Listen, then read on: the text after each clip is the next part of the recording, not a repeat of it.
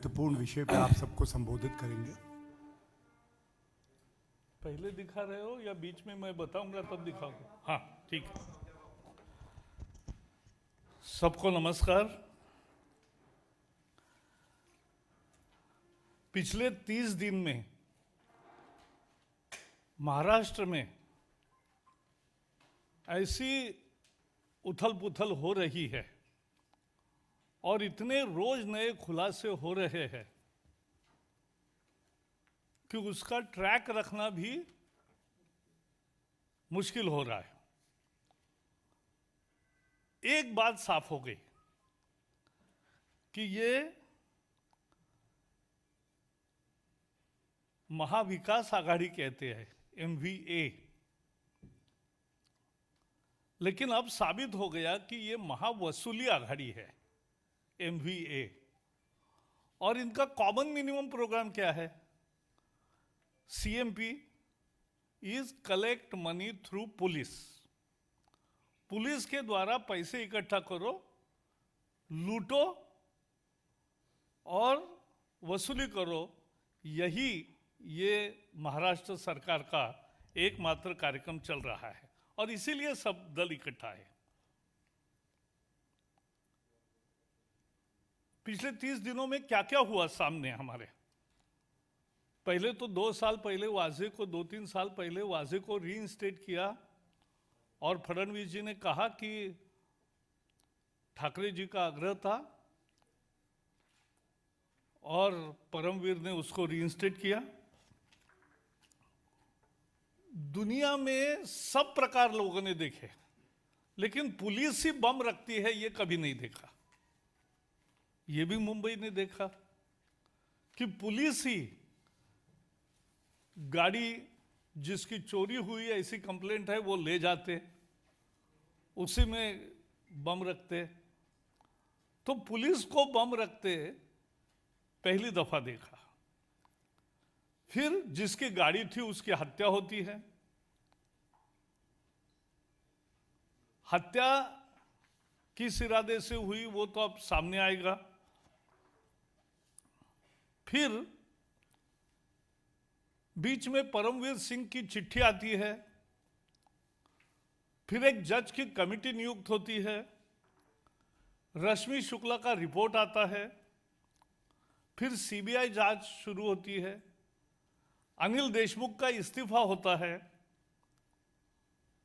NIA की inquiry चली रही है। वाजे की गाड़ियां और कलाकारियां रोज नए खुलासे हो रहे हैं और अब वाजे का पत्र आ गया। पहले मैं ये जरा समझाना चाहता हूं कि वाजे और शिवसेना का रिश्ता क्या है। जरा आप दिखाइए।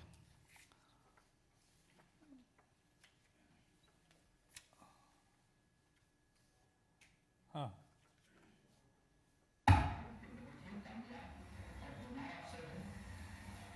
इन्वेस्टिगेशन करने में बहुत ही होशियार अधिकारी है। बहुत से क्राइम इन्वेस्टिगेशन इस अधिकारी ने किया है। अब जो 2 जिले की उनकी जानकारी मिली आपको, इन गाड़ियों ने उसको अरेस्ट किया। कुछ जानवरों में मौत हो गई है। बहुत ही रास्ते में मौत है। मैं क्या करूँगा कि ये सभी ठीक है, मामलों का तपास करने की ठीक है। मुंबई पुलिस की अब नेक्स्ट दिखाओ। उसमें यह आपने देखा हुआ प्रतिक्रिया है संजय राउत जी की, लेकिन और एक दिखाता हूं, लगाइए। हाँ, उद्धव ठाकरे मुख्यमंत्री।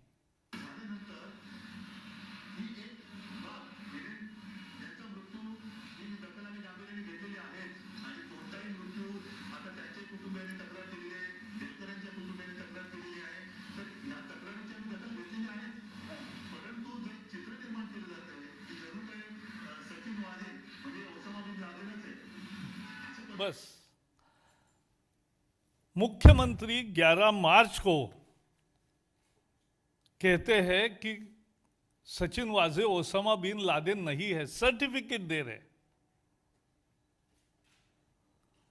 14 मार्च को संजय राउत कह रहे गिरफ्तारी के बाद कि एक होनहार, काबिल, कामयाब, इंटेलिजेंट इन्वेस्टिगेटिंग ऑफिसर को तकलीफ दी जा रही है। यानी जिसके बारे में अब इतना सारा खुलासा हुआ है, उसके लिए इनका समर्थन कर रहे थे आखिरी दम तक। ये क्यों कर रहे थे? कि कहीं सच्चाई ना उगाले। सचिन वाजे कहीं सच न बोले, और उसके लिए उसका समर्थन उसके जेल जाने के बाद भी शिवसेना नेता कर रहे थे। फिर अब सचिन वाजे का पत्र आया। पत्र में तो कोर्ट को दिया है, और उसमें तो जो आरोप लगे हैं वो बहुत ही संगीन है। महाराष्ट्र के गृह मंत्री के बारे में उसमें लिखा है कि 1650 बार और रेस्टोरेंट से 3-3, साढ़े 3 लाख रुपए वसूल करने का उन्होंने उनको बताया। वाजे को रीइंस्टेट करने के लिए, रीइंस्टेट को निकालने वाले थे, तो निकालने नहीं चाहिए, न निकाले, इसके लिए 2 करोड़ रुपए मांगे। अनिल परब के बारे में उसमें लिखा है कि जुलाई अगस्त 2020 में उन्होंने अपने बंगले पर बुलाया, और मुंबई में एक बड़ी स्कीम चल रही है भिंडी बाजार में रीडेवलपमेंट की। तो रीडेवलपमेंट के स्कीम के ट्रस्टियों की एक कंप्लेंट थी, तो उनको बुलाओ बोले, और कंप्लेंट का निमित्त से 50 करोड़ उनसे मांगो।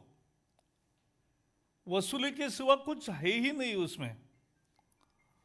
जनवरी 21 में बुलाया। उन्होंने कहा मुंबई कॉरपोरेशन के जो कॉन्ट्रैक्टर है जिनके खिलाफ कंप्लेंट है, ऐसे 50 कॉन्ट्रैक्टर है, उनको बोलो कि या तो कार्रवाई बहुत आगे जाएगी, नहीं तो 2-2 करोड़ रुपए दे दो, तो 100 करोड़। और इलीगल गुटखा, अगर इलीगल ट्रेड कोई भी चलता है तो उसको पकड़ना राज्य सरकार का काम होता है, लेकिन ये पकड़ने की बात नहीं कर रहे हैं। कह रहे हैं कि उनको बुलाओ और उनसे 100 करोड़ ले लो। यानी यही हिसाब 250 करोड़ का लग गया। तो ये पूरी लूट चल रही थी। लेकिन जैसे ही अनिल परब पर आरोप किया, तब अब एकदम संजय राउत की प्रतिक्रिया बदली। उद्धव ठाकरे चुप हो गए, और अब ये समझने आया कि ये सच्चाई अगर उगालेगा तो उसके लिए अब उसकी भर्त्सना का भी, या उसके खिलाफ आज स्टेटमेंट एक छोटा दिया है। So Shivsena and this government needs to answer many questions कि आपका कॉमन मिनिमम प्रोग्राम क्या है, लूट के सिवाय आपके यहां क्या चल रहा है, और इस लूट के लिए अगर आप सत्ता में आए हैं तो जनता को भी अपनी ताकत दिखानी पड़ती है। आप समझ लीजिए, यह अलायंस चुनाव में जीतकर नहीं आया है। चुनाव में तो भारतीय जनता पार्टी और शिवसेना अलायंस थी। शिवसेना के सभी उम्मीदवार मोदी जी का फोटो लगाकर चुन के आए, और बाद में वोटर से गद्दारी करते हुए वो मोदी विरोधकों से जाकर मिले। तो इसलिए इनको चुनाव में लोगों ने जिताया नहीं है। 2 पराजित पार्टियों के साथ, हमारे साथ जो लड़ रहे थे, साथ में हमारे लड़ रहे थे, वो वहां जाकर मिले। ये महाराष्ट्र ने कभी नहीं देखी ऐसी गद्दारी हुई, क्योंकि इनका कार्यक्रम ही एक था, लूट करो। और इस लूट के लिए ये सब चल रहा है, यह हमें समझना चाहिए। और इसलिए मैं मांग करता हूं कि महाराष्ट्र के सरकार को अब सत्ता में रहने का जरा भी अधिकार नहीं है, उनको तुरंत इस्तीफा देना चाहिए। और क्या दिखाएंगे दिन, रोज इतनी सारी बातें सामने आ रही है।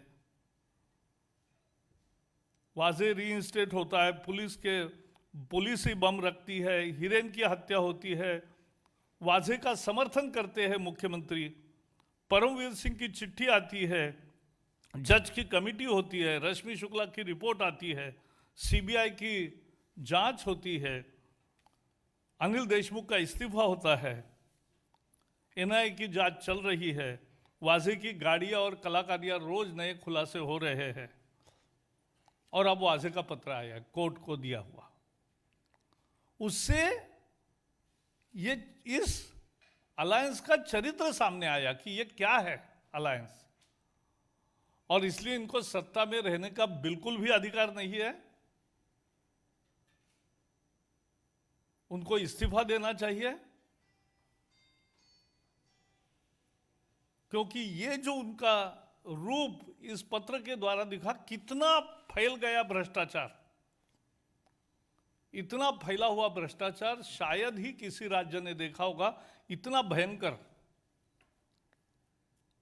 और ये भ्रष्टाचार ही महाराष्ट्र की अब पहचान बन गई इस सरकार में, और इसलिए हम इस पर केवल भर्त्सना नहीं करते, हम मांग करते हैं कि इस सरकार को अब सत्ता में बने रहने का जरा भी अधिकार नहीं है।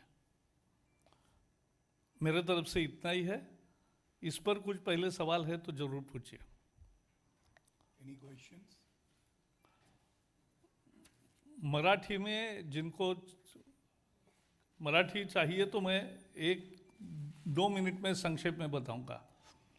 महाराष्ट्राच्या अब्रूची पुरती लक्तर निघाली।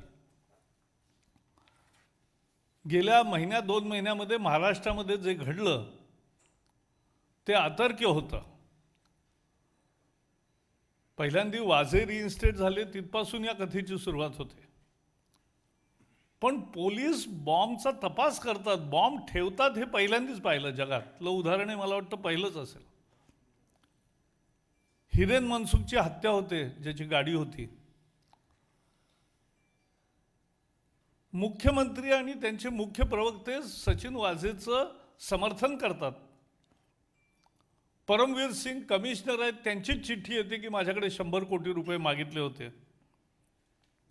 रश्मी शुक्लांचा रिपोर्ट येतो, कशा बदल्यांमध्ये घोटाळा झाला। एक जजची कमिटी नियुक्त केली जाते, जी कमिशन ऑफ एन्क्वायरीमध्ये नसते, जी फक्त तोंडेखली असते, ॲडमिनिस्ट्रेटिव्ह असते। मग सीबीआय एन्क्वायरी येते, त्यामुळे अनिल देशमुखांना राजीनामा द्यावा लागतो। एनआयएची चौकशी रोज प्रगती करते आहे, रोज वाझेंचे नवे नवे पराक्रम लक्षात येत आहेत। आणि आता वाझेंनी एनआयए कोर्टाला दिलेले पत्र आहे, हा तर एक अर्थाने बॉम्ब आहे, कारण याच्यामध्ये त्यांनी 250 कोटी रुपयाच्या भ्रष्टाचाराचं तारीख, महिना, ठिकाण सगळ्या सहित वर्णन केलं की देशमुखांनी त्यांना काढू नये म्हणून 2 कोटी रुपये कसे मागितले। 1650 बारमधून प्रत्येकी 3-3, 3.5-3 लाख रुपये गोळा करण्याचं म्हणजे परमवीर सिंगांच्या चिठ्ठीचं एका अर्थाने यातही एक आणखी समर्थन त्याचं मिळालं आहे।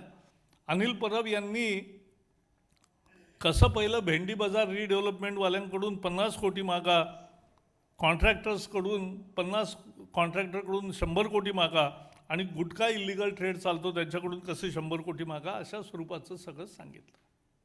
असं त्या पत्रामध्ये लिहिलं आहे। हे पत्र गंभीर आहे, आणि म्हणून एकूण महाराष्ट्राची लक्तर निघाली हे त्यातलं सत्य आहे। ही महाविकास आघाडी नसून महावलसुली आघाडी आहे, आणि यांचा common minimum program CMP, collect money through police, असा आहे। हेच या गेल्या 2 महिन्यातल्या घटनांतून दिसतं, आणि म्हणून महाराष्ट्राच्या सरकारला आता सत्तेवर राहण्याचा जरासुद्धा अधिकार नाही, कारण हे मुळात जनतेने निवडून दिलेलं सरकार नाहीच आहे। जनतेने भारतीय जनता पार्टी शिवसेना आघाडीला बहुमत दिलं. शिवसेनेचे उमेदवार मोदींचा फोटो लावून जिंकून आले आणि नंतर मोदी विरोधकांची हातमिळवणी करत त्यांना वसुली हा त्यांचा मुख्य इंटरेस्ट होता. आणि म्हणून ही जी रूप आलेलं आहे बाहेर हे अतिशय गंभीर आहे. महाराष्ट्राच्या सरकारने राजीनामा द्यावा अशी आम्ही मागणी करतो. हाच आजचा मुद्दा आहे. Any other question? हाँ बताओ.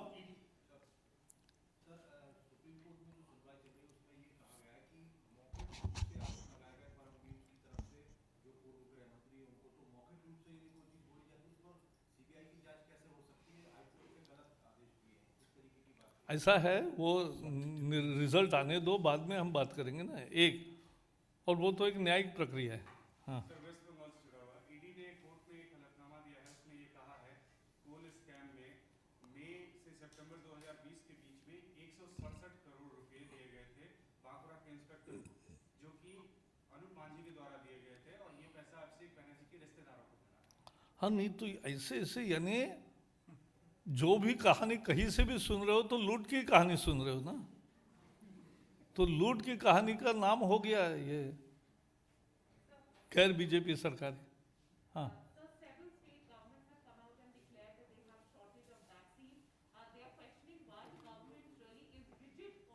पहले बताता हूँ. बहुत अच्छा सवाल. मैं साफ करना चाहता हूँ कि जैसे महाराष्ट्र में आज सुबह 23 लाख डोसेस महाराष्ट्र सरकार के पास है. दिन में 4, 5, 6 लाख जितने भी लगाएंगे उससे ज़्यादा कल आते हैं और 3-3 दिन का पाइपलाइन में रहता है. 23 लाख यानी 5-6 दिन का स्टॉक है. अब वहाँ जिलों में भेजना, जिलों से तहसील में जाना, तहसील में वो जहाँ सरकारी हॉस्पिटल में या प्राइवेट हॉस्पिटल में मिलता है वहाँ तक डिस्ट्रीब्यूट करना, ये राज्य सरकार की जिम्मेवारी है, केंद्र सरकार की नहीं है. केंद्र सरकार सभी राज्यों को जितनी उनकी क्षमता है, कल जितने दिए उससे ज़्यादा आज के मंजूर होता है कोटा.